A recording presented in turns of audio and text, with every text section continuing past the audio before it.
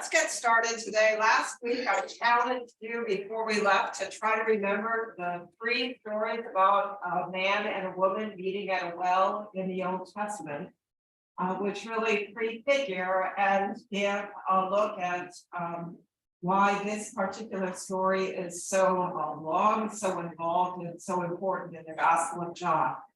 Does anyone have an idea, or I'll call on Mark? Like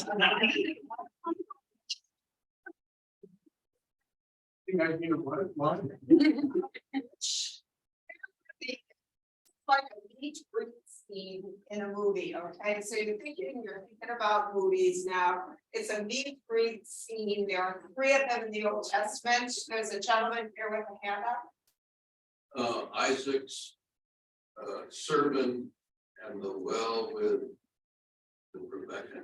Rebecca, that's the first one. Let me get the first slide up here. Okay, we got. I don't know. Well, I don't know where they met. They did not meet at a well. They did not. Yeah, they met while she was gleaning a field. Okay, so we have Rebecca and Eleazar, the servant for Abraham, and it's usually theorized that Rebecca met Eleazar and well, he had come to water the camels, and she had come with flocks to water the flocks. And she opened the well, and he decided that she was the right person for Abraham's son Isaac. And this comes shortly after the sacrifice of Isaac in Genesis. So after he passes that traumatic event, then his father finds him an absolutely drought-fed, beautiful bride. So here we have a painting by Pellegrini of Rebecca and Eleazar at the well. What do you notice about this?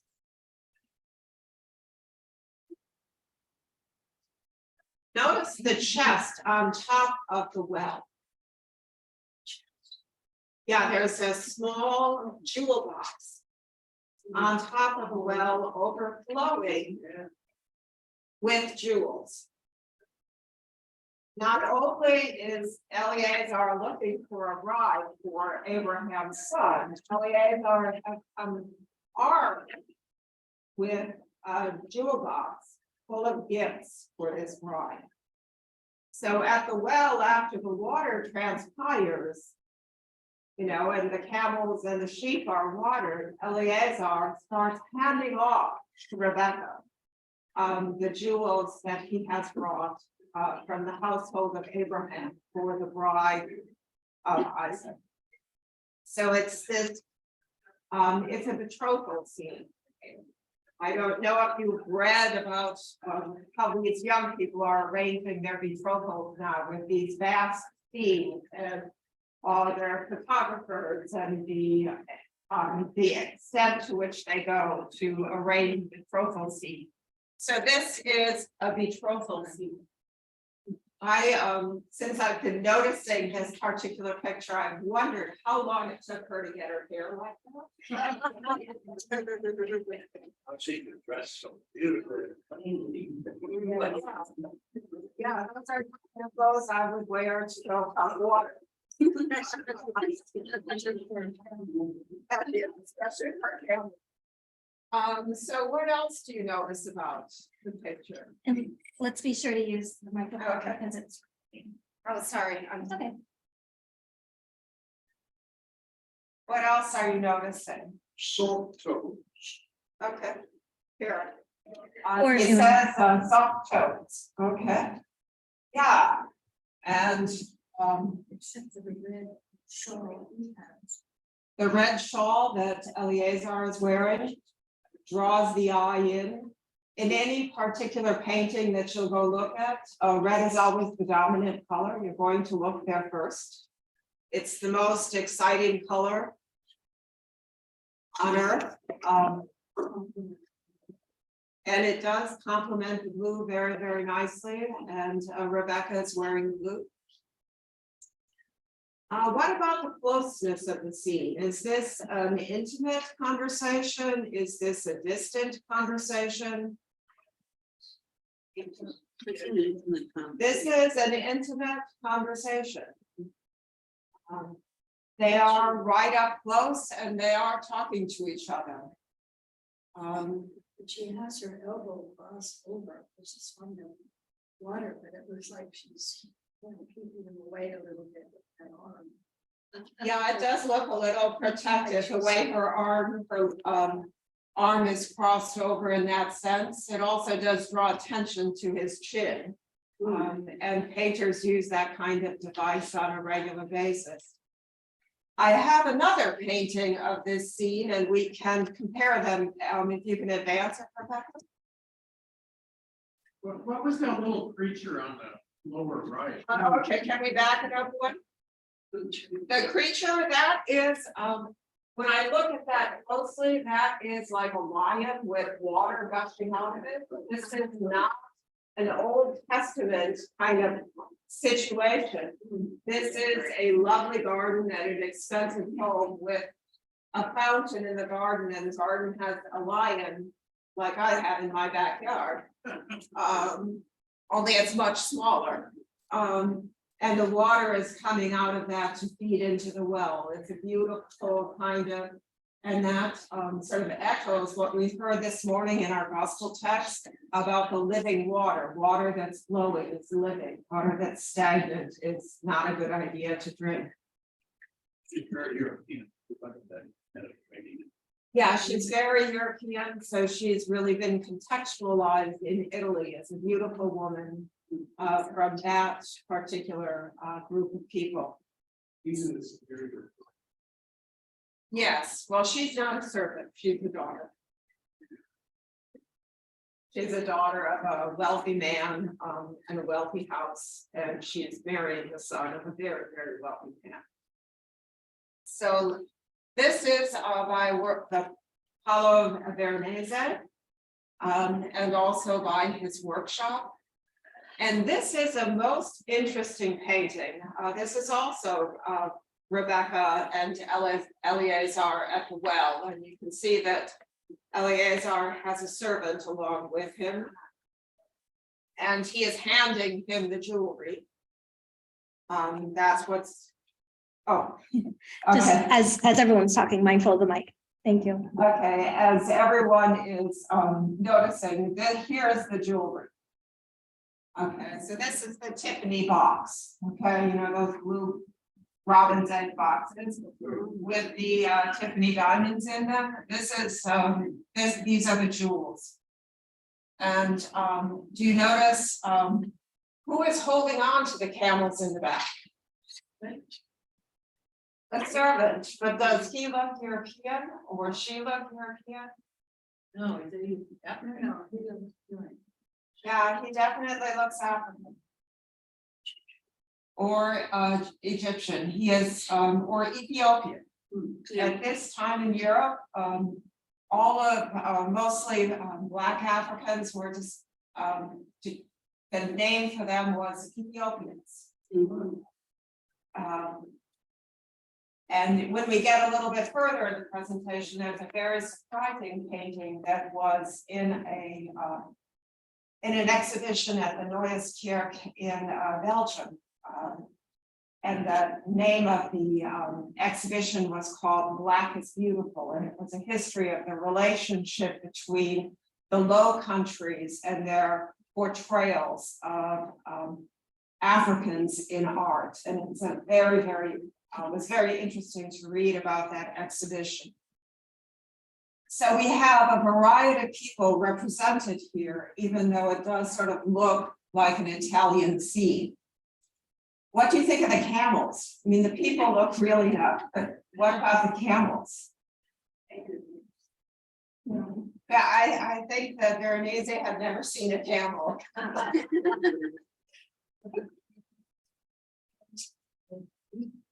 Yeah, and they're not done as nicely, and this is why the art historians theorize that this is done by Veronese's workshop and not necessarily by Veronese, who's a master painter, but that this was done by his workshop.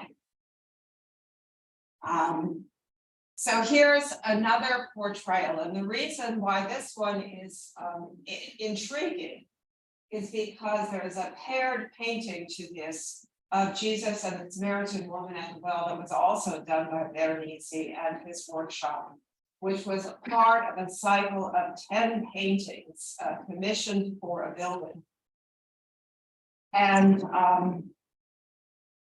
it's interesting to see this particular pairing of these two sort of betrothal scenes, or two meet and greet scenes, you might say.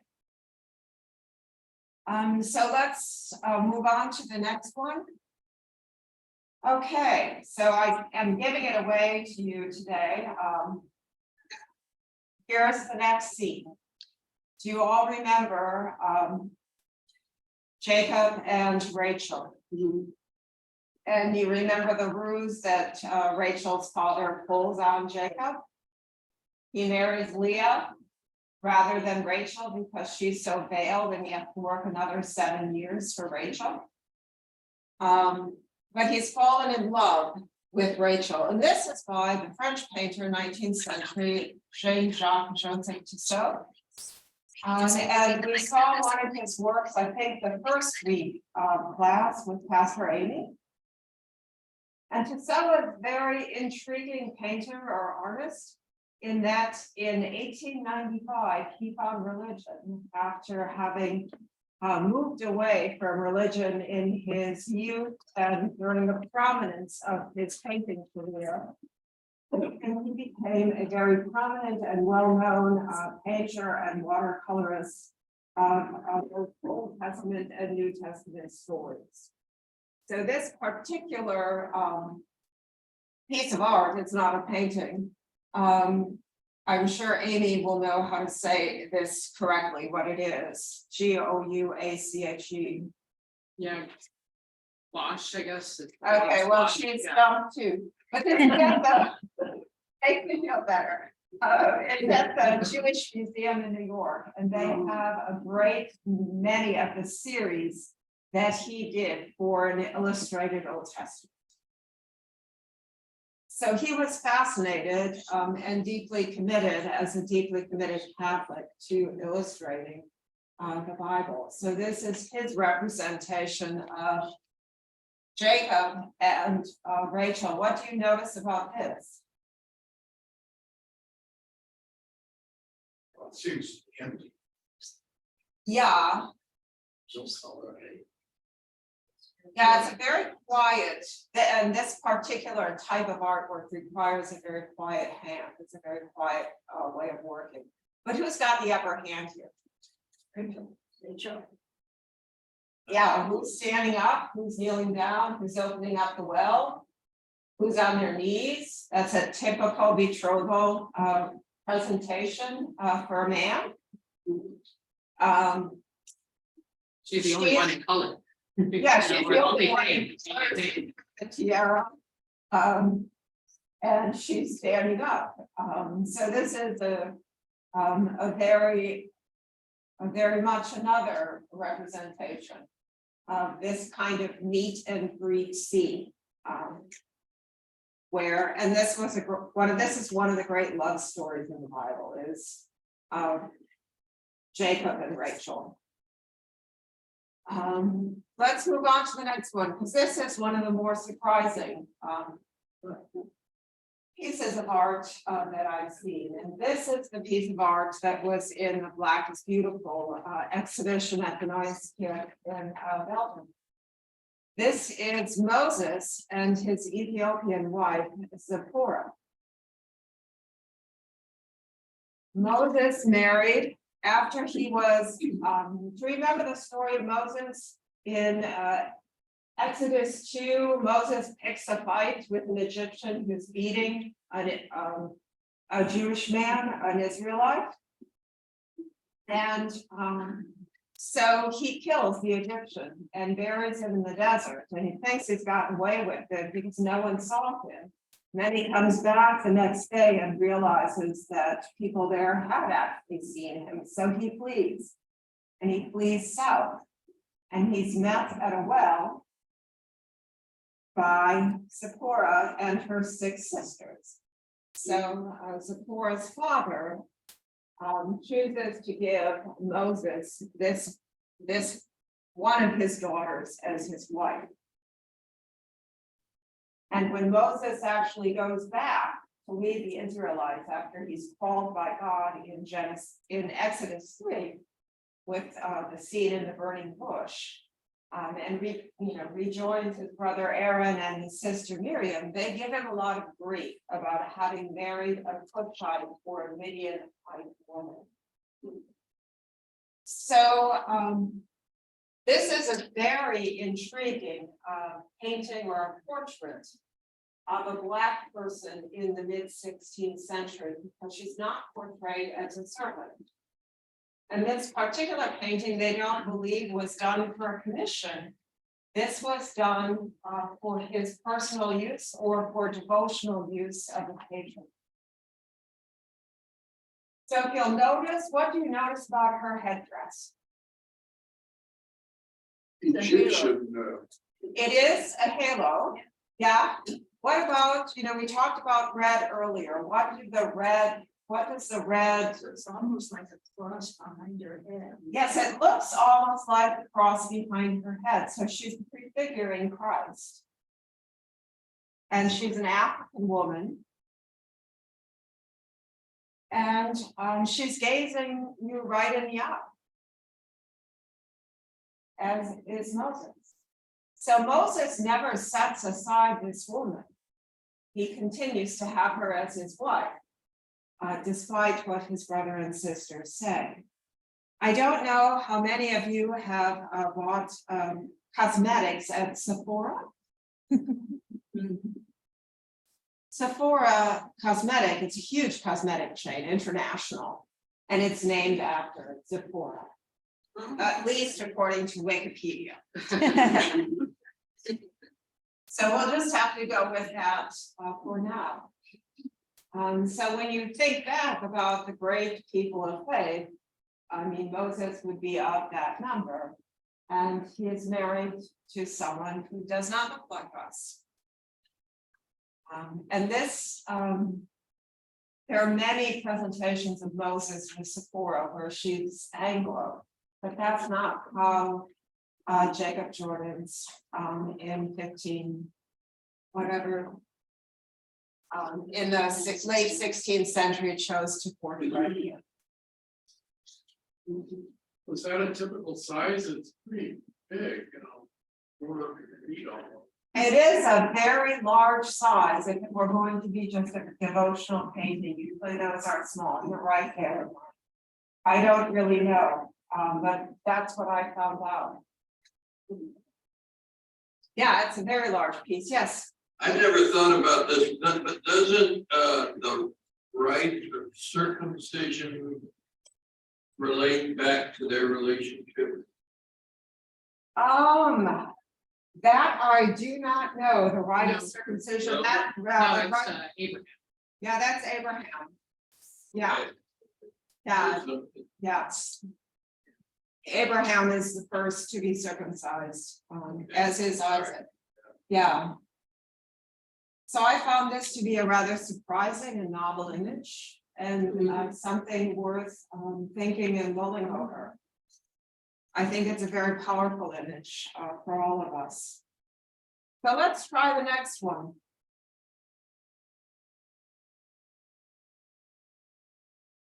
So now we're at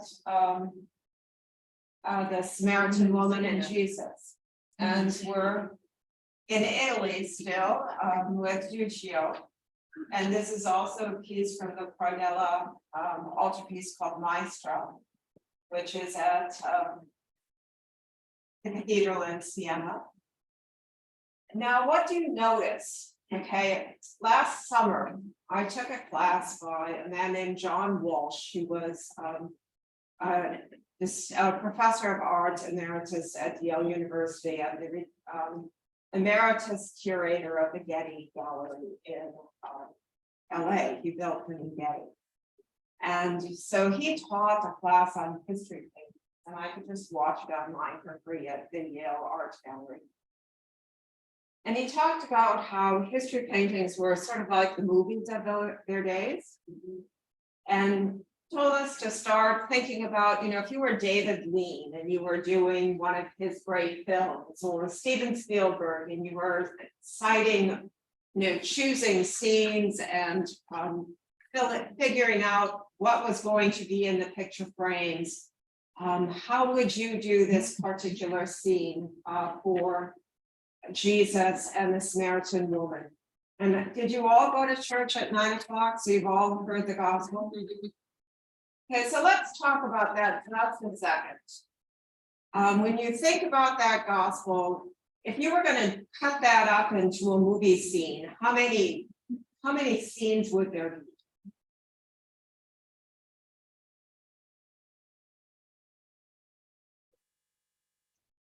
Okay, well, let me review a second, okay? Because in the beginning, it's just Jesus and the Samaritan woman at the well, at Jacob's well, which actually is very nice sort of tie-in to Jacob and Rachel at the well, this great love story. So they found Jacob's well in Samaria. And they meet at noon, which is not time to go find water, quite frankly, it's hotter than heck in the Holy Land at noon. But siesta time. So they meet, and the conversation at the beginning is just Jesus and the Samaritan woman. Pastor Amy read that portion of the gospel, and it's a dialogue, and it goes on for like 30 verses. They're all by their little lonesomes having a conversation. It's just the two of them. Okay, then who drops in? The disciples, okay? So Duccio here has chosen to compress these two scenes into one picture. Because he's not dealing like, Selznick or David Lean in a moving timeline, he's dealing in a static timeline. So he's going to put it all in one picture. So what about the closeness of these two people?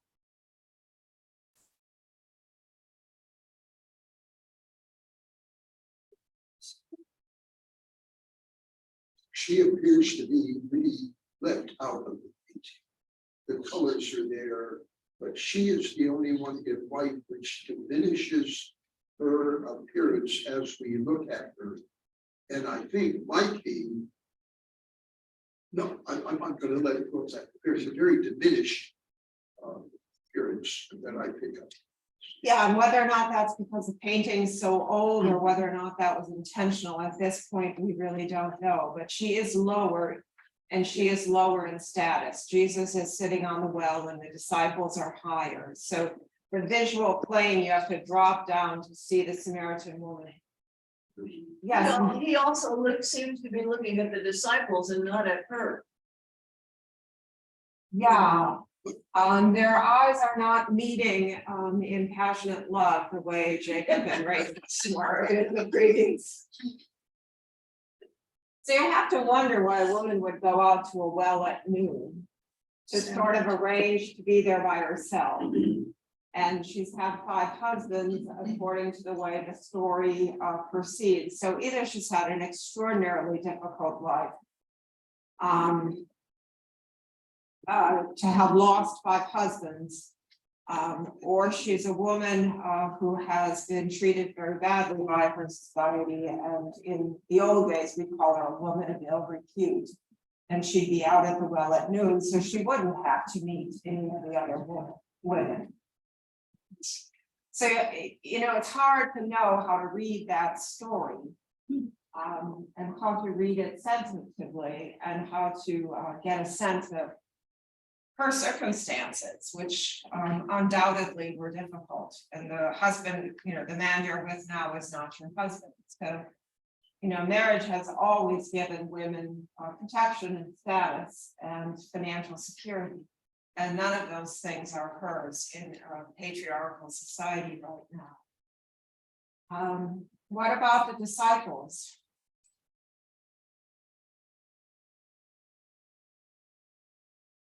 Bunched in that doorway. They're bunched in the doorway, yeah, and it definitely looks like an Italian town. It's a beautiful pink stucco. There's one whose clothing kind of like mirrors Jesus's a little bit. Yeah, and yeah, there one, Jesus is in a red shift with a navy cape or whatever, and then the other younger looking disciple is in a navy tunic and a red cape. So in some ways you might think that that might be a sign that that's the beloved disciple who was the youngest of all of them, John, the beloved disciple. But it's hard to know. And the forms are more static here than they were in the other paintings that we saw earlier. Let's look at the next one.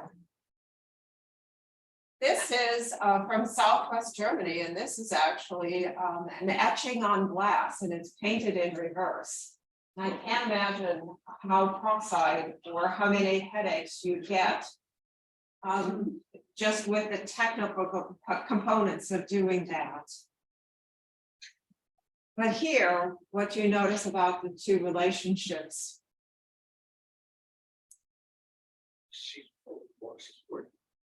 Oh, yeah, she's working. You can see her foot right here. Yeah.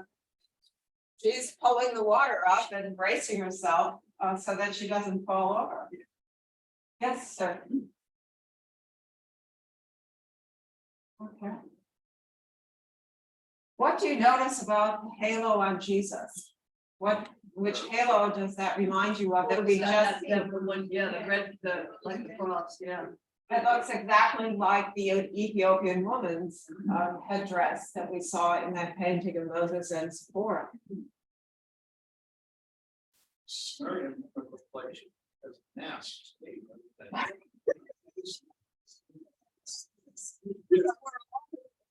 It's like, yeah. Anything that looks like you're wearing a mask, yeah. Is that just where the painting is worn, or is there something there? That I don't know. This is at the Metropolitan Museum of Art, and it's not on display, so I even couldn't go look at it now.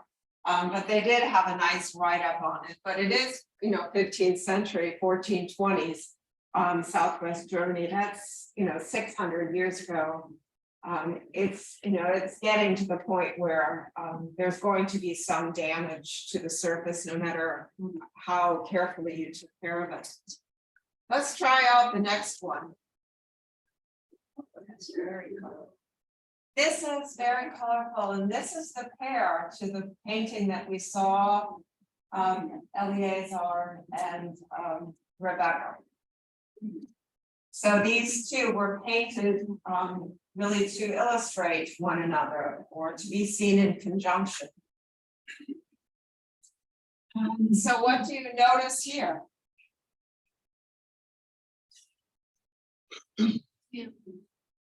Brighter colors. Yeah, they're definitely brighter colors. The definition of the lines of the clothing and the way they are dressed Yeah, is much more definitive here.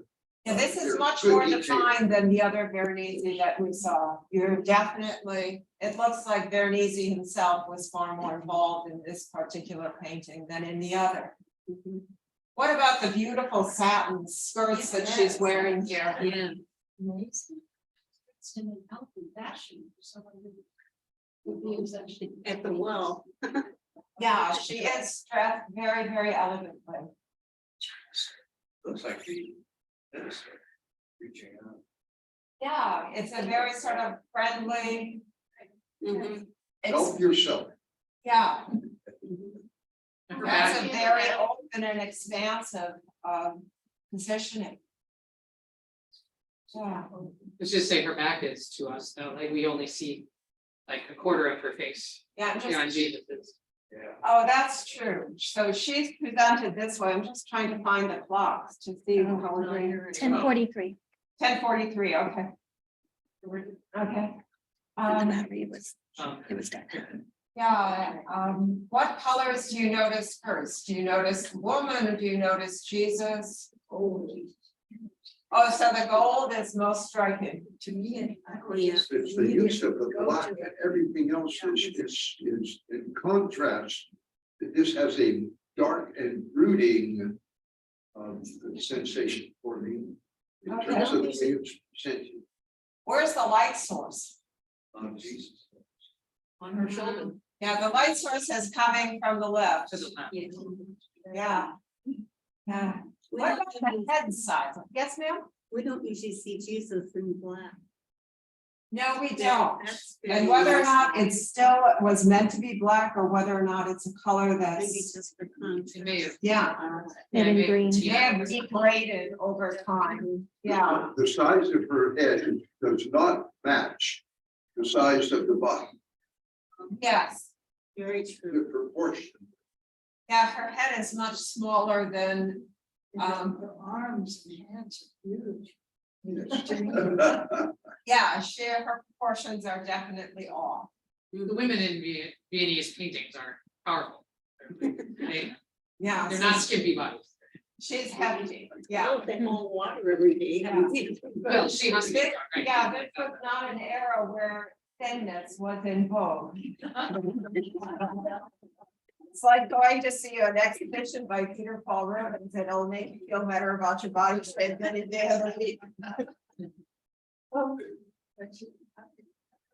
her head is just out of proportion. Her head and that. are out of Yeah. Proportion to the rest of it. Yeah, But her head should be higher than either. She's also got a lot of clothing too. It's like voluminous stuff. yeah. Yeah. That's true. But yeah, the arm, The arm is elongated, Like a man's. yeah. Yeah, well, His hands look more dainty in comparison. right. And for a number of years, I was a pastor in southwestern Minnesota, and the congregations were all rural and full of farmers. And the size of those guys' hands, and even their wives, after they had been doing manual work for 40, 50, 60 years, their hands were huge. And they were, they were powerful. These were women who could whip a dozen egg whites with a beater by hand without thinking a thing of it. Or pick 1,000 eggs out of the chicken coops and just move on and do the next thing. So the more you use your hands, the larger those fingers get. Just like I'm right-handed dominantly, and my right hand is considerably larger than my left. But one thing I notice about Jesus's hands is they do tend to have sort of this mannerist feel of them. They're a little bit lengthy, and mannerist painters tend to paint fingers that are elongated and very delicate looking. So Veronese may be using that, or his school may be using that style. Now we are moving on. I mean, what else do you want to see? What else is there to look at here? How is the painter moving your eye through the story? And what did the painter choose to focus on? So in Duccio, we have two scenes. We have the scene between the man and Jesus and the Samaritan woman, and we have the disciples standing off to the side. And yep. Oh, okay. Yeah, thank you. Can you tell me your names? Jackie. Okay, this is Jackie. And she's noticed that there's a group of gentlemen up over here or down over here. Yeah, so that could be the disciples on their way back from the village, which is also down over here in the distance. Oh, okay. So he stopped to get water. And then Veronese is choosing to portray the scene sort of serially in development, but in a wider and more expansive position than say Duccio did it, which is very condensed. Yes, Mark. There's more of a lush green landscape than the other paintings, I think, and it really reminds me of the photographs Pastor Amy has shown, our stereotype of Palestine and Israel as being a desert, and this is contrary to that. But much more like Pastor Amy has shown.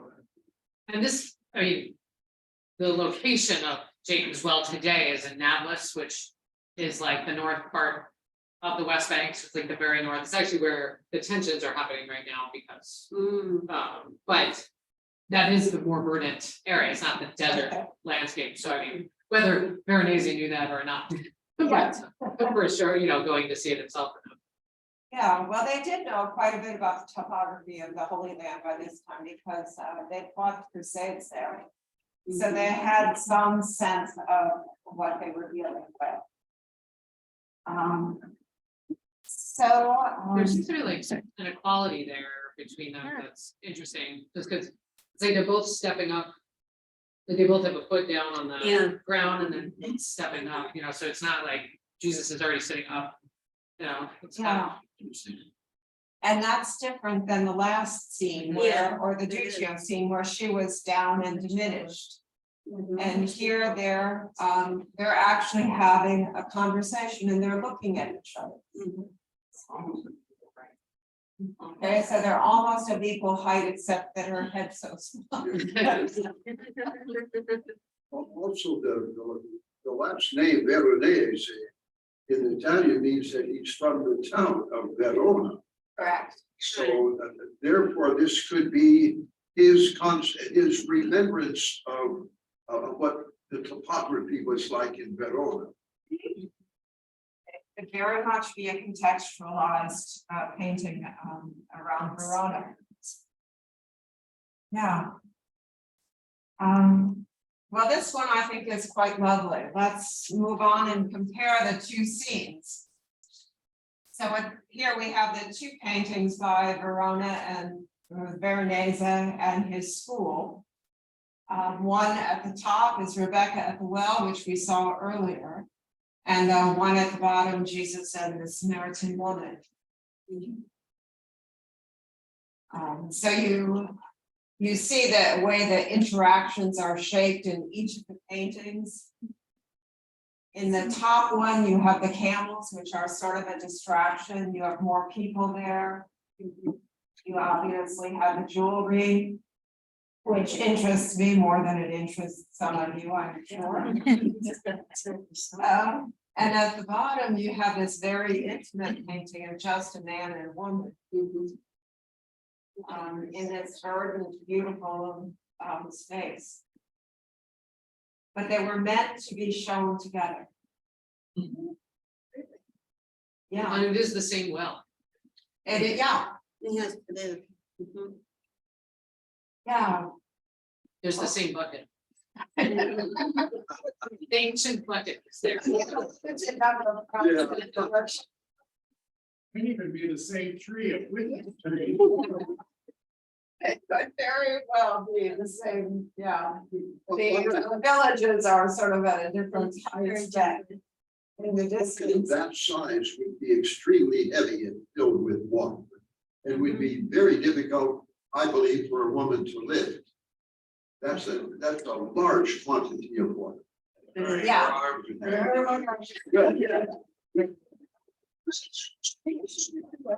Yeah.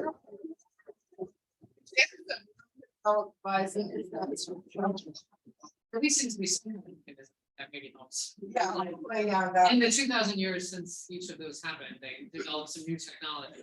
So it's interesting that the painter shows like different yeah, things attached to the well, or you know, like different built-up structures. yeah, that's a very good point, that by the end, you know, by 2,000 years later, 1,000 years later, they have a winch at the top to, and a heavy metal shade to help draw the water up. Do you have any idea why they were presented together? Well, that's very sketchy. I did read a long article on it, and there were 10 paintings painted by Veronese and his school for a commission, 5 from the Old Testament and 5 from the New. And this is the only particular pairing that's so obvious, the two scenes at the well. Rebecca and Eleazar, and then Jesus and the Samaritan woman, and they're both lit from the left. And they're both, you know, essentially the same size. And they're both have the people who are portrayed are in about the same kind of intimate contact with each other, closeness of contact. So it's sort of a two paired biblical paintings describing scenes that reflect on one another. Let's move on to the Karachi. This is very, very intriguing. And the next set of paintings that we'll look at will be extraordinarily intriguing. Karachi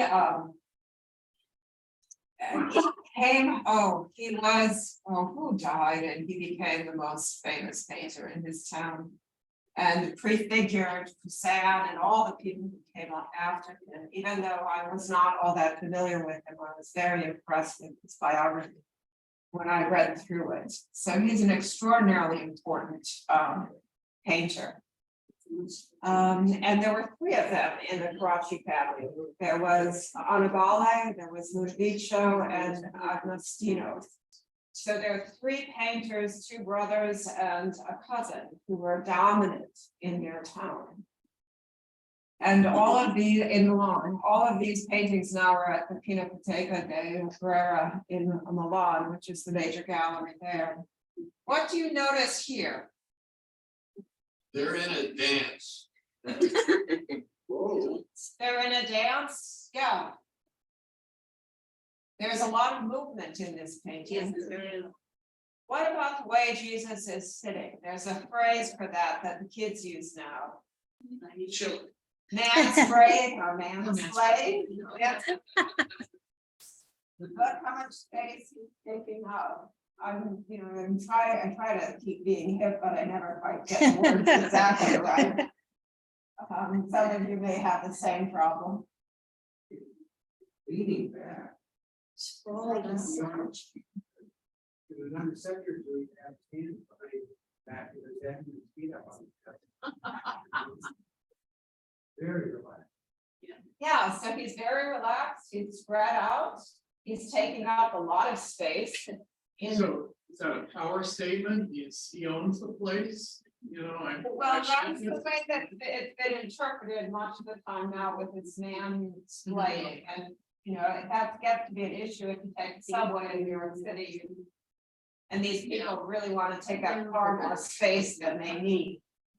But it also could just be an indication of how relaxed he is in this conversation and how caught up in the conversation he is. She seems to be leaving. He's kind of walking away, he's pointing. Yeah, direction, wait. Yes, so let's go back to the story, because there are the two scenes in the story. And Jesus has a long time alone at the well with the Samaritan woman, which we really saw illustrated in the Paulo Veronese.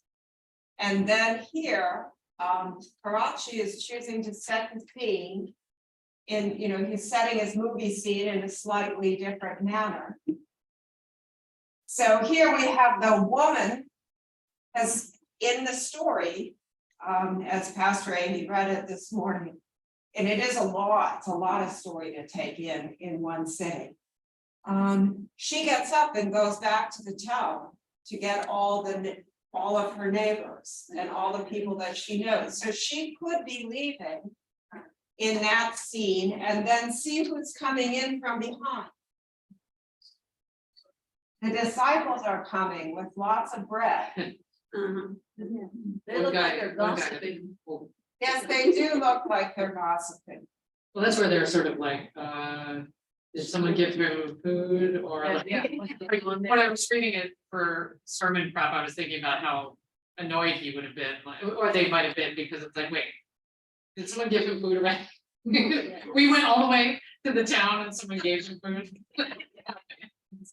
Man, who's got the line? I'm not being very good about moving the mic around, but I think I need an able assistant. Sure, whoever is willing to walk around and. We can take that one off the stand so you can still move around with it. Okay, I like to move around. Yeah. Yeah. That's okay. I can stand still, I'm flexible. Yes. Well, at this point, would they have been murmuring because he was talking with a Samaritan woman, or are they already over that? Well, there is a lot of murmuring on the part of the disciples in the Gospels. They do sort of chit chat quite a bit. It's a little bit like going to a pop party with my aunts. All of whom are in heaven now, so it'll be a long time before I do that again. But when I was listening to the Gospel this morning, I was thinking, who do you identify with in this story? Are you the Samaritan woman? Are you the disciples? Are you Jesus? Are you the person in the know? I mean, where's your identification?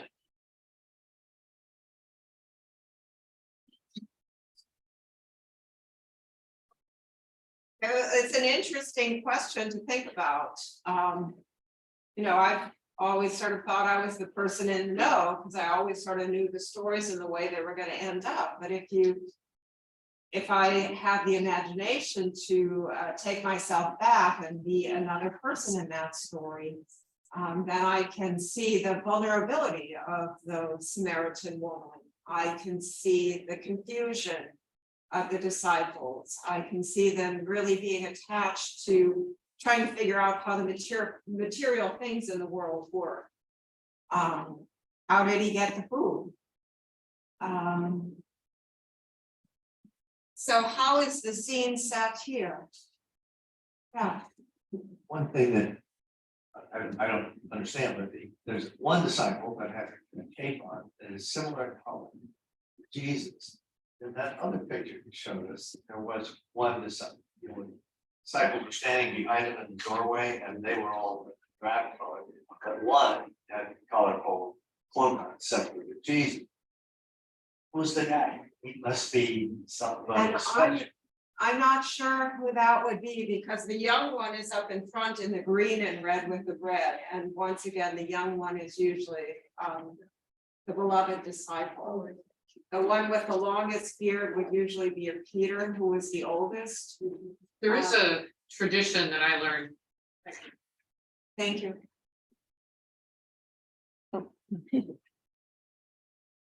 I learned this in our history, and I'm told it whenever I preach on the gospel, not the gospel of Thomas, but on Thomas, in the gospel of John, that Thomas is called the twin, Didymus.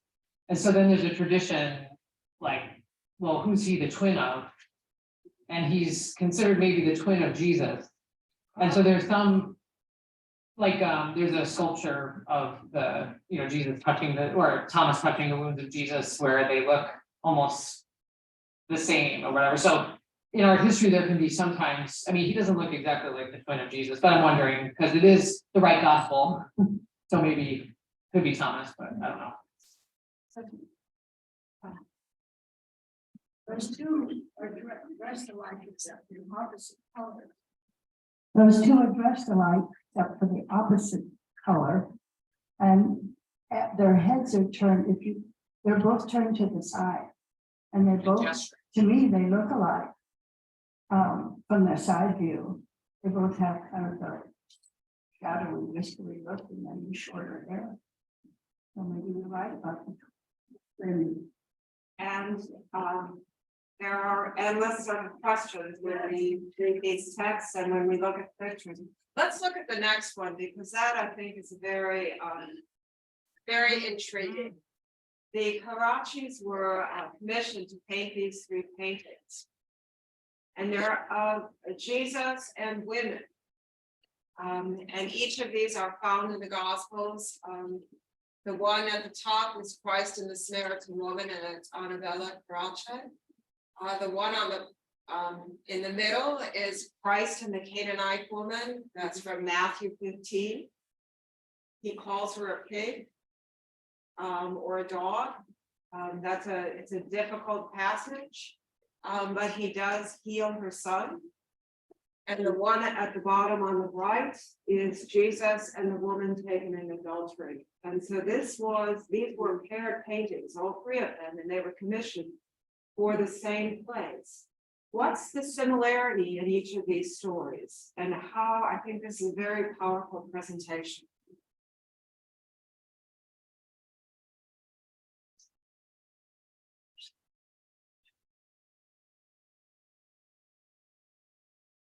All three of these are very dark. Well, they're very dark paintings. Yes, man with the. Well, I think like, since you asked the question, all three women are women that would have been held in low regard by their society, right? All three women would have been held in low regard. All three women were in extraordinarily vulnerable positions in society. And in each of those situations and each of those conversations, Jesus sees them as a human being, as a sister, or as a real person, and Jesus intervenes. Jesus converses. Jesus knows who they are. Jesus heals the son, and Jesus rescues essentially the woman caught in the act of adultery. Like he who is without sin casts the first stone, and no one dares to do so.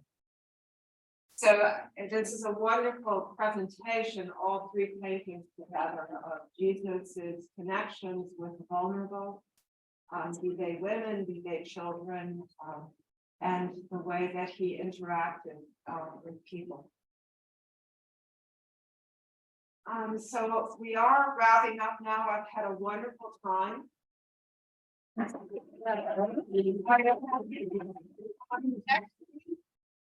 We are studying Jesus, who healed the man born blind from birth. That's next week, and the week after that is Jesus and the rising of Lazarus. And then we are into Palm Sunday. And for Palm Sunday, I wanted to ask the group, and we don't need to decide today, but do you want a class on Palm Sunday? It's usually a busy day with a lot going on. But if you want a class, I have prepared a class essentially on. You're never sure which text the preachers are going to choose, be it the Sunday of the Palms or the Sunday of the Passion. So I've prepared a class on the Arch from Holy Week, which if you really like these kinds of classes, we could do one next year just on the Art of Holy Week. But we'll see how the Spirit moves everyone. If that's the will of of the group, I'm ready to do that. Thank you, Janet. Okay. Yeah. So we'll see you for 3 more weeks, and thank you so very much. God bless.